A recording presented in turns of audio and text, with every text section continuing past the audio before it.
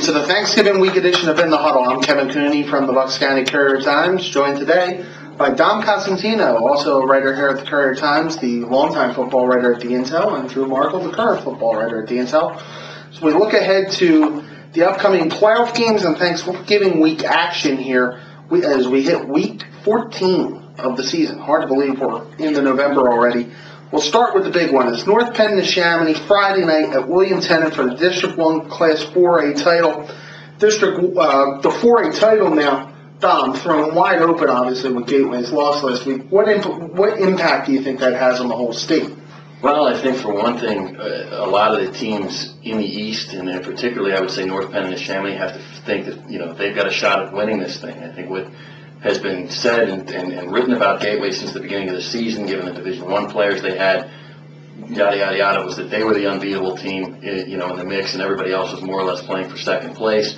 North Penn and Chamonix, given the way that they've come on, the Chamonix, the last 12 weeks they've won. North Penn is undefeated. They've got to think that this game more or less could propel one of them to win it all. However, there's still plenty of good teams out there. I mean, North Penn did beat Liberty early in the season. Right. Wilson Westlawn out in District 3 is also undefeated. They've got a tough game with Cumberland Valley. So what I think it did was that of the 8 teams remaining, including Washington, because they beat LaSalle, all of them have to think they've got a chance now, and that's a good thing. I think most people will look at North Penn and the Chamonix, Drew. Mm-hmm. The Chamonix won 4 of the last 5 games in this coming into this contest between the two schools. To you, what is the biggest key in this game?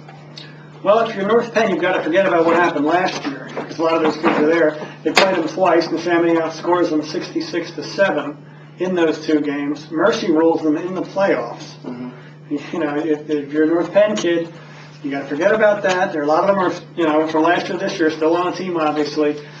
Forget last year and do what you've been doing. North Penn is the favorite, but I could see the Chamonix winning this game. It makes it easier for North Penn, but, Brian Dean carried the ball 31 times the other night. Didn't seem to really slow down. Obviously, it gives him a chance to get spelled if Quilon Arnold is healthy, but if he's not, he certainly showed that against a quality opponent. Garnet Valley was undefeated.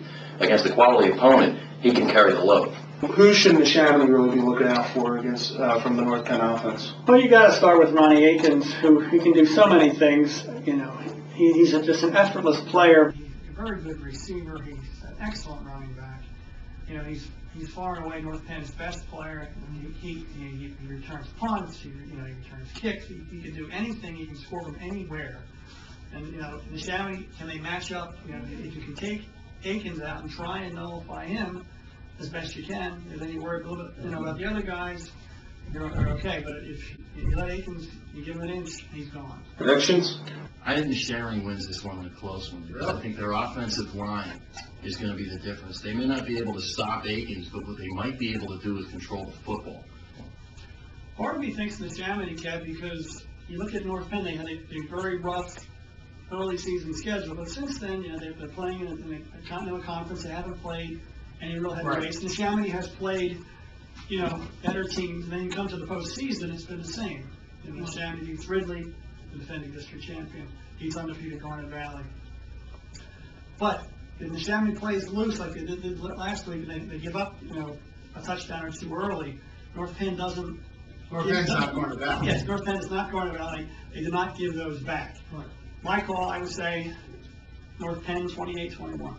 Now move to the AAA bracket, where it will be the matchup of the District 12 champion Archbishop Wood out of the Catholic League and District 1 champion Bayer Ruston. And Drew, you saw Ruston last week. Their defense has been tremendous through the season, the lowest defensive yield of any team in District 1. What can you tell us after they beat Upper Moreland? Good defenses in this one. Wood's definitely not shabby. But Ruston, they slowed down Chris Smallwood, which no one has done. We'll see Upper Moreland's, star junior tailback. They hit hard. They do just enough on offense. The White brothers are good, 2 good running backs. And, Ruston was impressive. I like what I saw, and they went out and they stifled them. Dom, a lot was made last week about the week off, whether it would hurt or help Wood. But you talked to Steve Devlin, And really, it should be a non-factor for Wood at this point. It actually is. People forget that there is the scheduling quirk that allows Wood to have this extra week. Because of Thanksgiving, they had it before too. Right, the Catholic. Right, the Catholic League prior to their in past years when they had the blue and the red divisions would play a championship game but have the week off in between. So Wood has done this. They took Monday and Tuesday of last week off to kind of rest up. They then had full board practices Wednesday, Thursday, Friday. Devlin and his staff went down to Upper Moreland to see the Ruston Upper Moreland game. So Wood's done this before. It wasn't like it was anything unusual. I don't think they have to worry about being rusty or anything like that. If anything, they may benefit from the week of rest. Ruston had to really tough out a game against a terrific Upper Moreland team last week. So it'll just be interesting to see how they match up. As you said, Wood's defense has been outstanding. It's been outstanding also. You look at it, you said that this one, could it be 13-12? I just, momentum-wise, something, I just don't like it. I'm not one of the kids obviously playing for them, but, I give a slight edge to Ruston. So you think Ruston wins this game? I think they do. I have to agree with Drew that Ruston wins the game simply because they've been better tested. Right. They had to get through the District 1 field, which was, pretty imposing. And that was a pretty good Upper Moreland team they beat last week at Upper Moreland. The teams that played earlier in the season, I think the game had gone to overtime. Right. They're more tested. The Catholic League AAA slate that Wood had, and it's not their fault, but it's just a much easier road that they've had. No, between Egan, Newman Goretti, North Catholic, really not a test. They haven't been challenged. When was the last time they were really challenged? And I think that's going to be that could be the deciding factor in this game. 4 games serve as side dishes here on Thanksgiving weekend. We'll start with Pembridge, Quakertown. And Drew, you like that one, didn't you? No. Not at all. Oh, go ahead, Joe. All right. Drew, Pembridge, Quakertown. Yes. Quick hit on it. Should be, Pembridge has dominated the series the past couple of years. But this game, they're both in the Continental this year. Quakertown 8-3, Pembridge 6-5. They both made the playoffs. They both lost in the first round of the playoffs. The skilled players, I'll give a slight edge to Quakertown. I like the big tight end, Eric Fat. I'm going to say Quakertown in the tight one. Upper Moreland plays Hapro Horsham in a game really they probably had wanted no parts of. With the injury of Smallwood, how big a factor is it? It's enormous. That game, Hapro figures they're probably not going to have a game, expecting Upper Moreland to win, and then they would have practiced and then had nothing to play for. Upper Moreland loses to Ruston, loses Smallwood to a right leg injury. All of a sudden they have to come back and play Hapro, and Hapro's like, oh, this is cool, we've got another game to play. I'll give the edge to Hapro. Truman and Egan in the final game of the Van Smith era, and a big game for Egan when you look at the fact that the Eagles coming in off of a pretty decent 7-4 season. Real turnaround. Kevin Kelly's guys have played well. Final game for Ryan Golan. Final game for Matt Delacroce. I think that game will probably be kind of lopsided. And if you look at it, Bristol and Morrisville, how does Bristol fare after really struggling down the stretch without Woodrow Borders? Well, they haven't had Woodrow Borders that affected them offensively in the game against Communications Tech, the playoff game. They couldn't get into a rhythm offensively. I think they were disappointed by that loss. They've had a couple weeks now to think about it also.